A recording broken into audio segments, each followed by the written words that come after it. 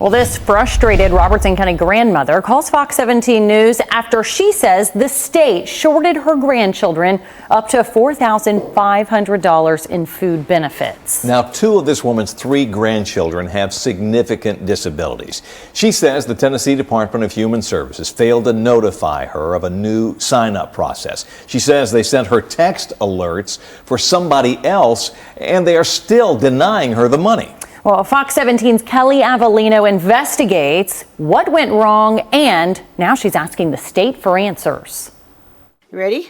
Okay, let's keep our balance. 13-year-old Evan Bradley was born unable to see. He's tube-fed and has autism, but Evan can certainly hear. That's Seesaw. Patricia Gray has custody of her grandson. His mobility has declined this year, so he is going to be outfitted for a wheelchair. And she also cares for Evan's sister Riley, born with a genetic disorder that makes her immune system vulnerable, and their older brother who's in high school.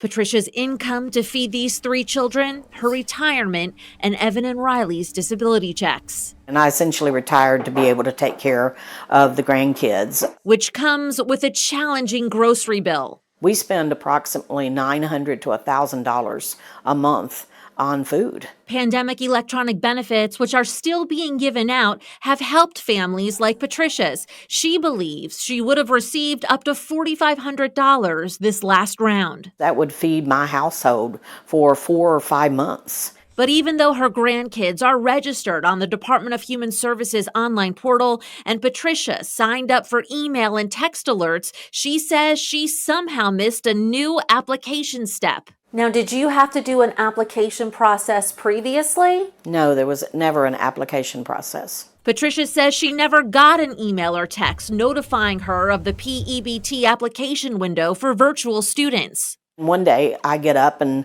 I look at the site and it says that the virtual school application is closed. And I was like, whoa, wait a minute, what happened? But Patricia did get some texts from DHS. Then I receive a text on that same day that says, hi, LaDonna, this is DHS. Who's LaDonna? Yeah, who's LaDonna? It's not me. Adding to the confusion, Patricia says her grandchildren appear misclassified on the portal as in-person students, not found in the virtual section.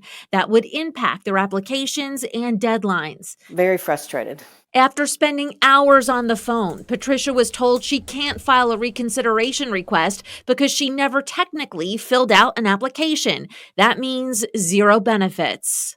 I didn't receive any communication, not from the school, not from the state, not from anyone.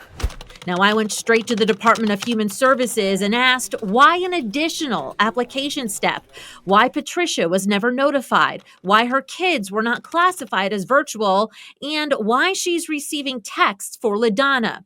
A DHS rep responded 3 weeks later saying they cannot give case-specific information but would contact Ms. Gray to address any concerns. Also, DHS says that this was the first year that virtual or homebound students would receive the PEBT benefits, the reason for a new application. But Patricia says her kids have been virtual for the past 3 years and have always received those funds. Meantime, he can tell which train it is by the rhythm. Evan and his sister and brother wait for food money that may never come.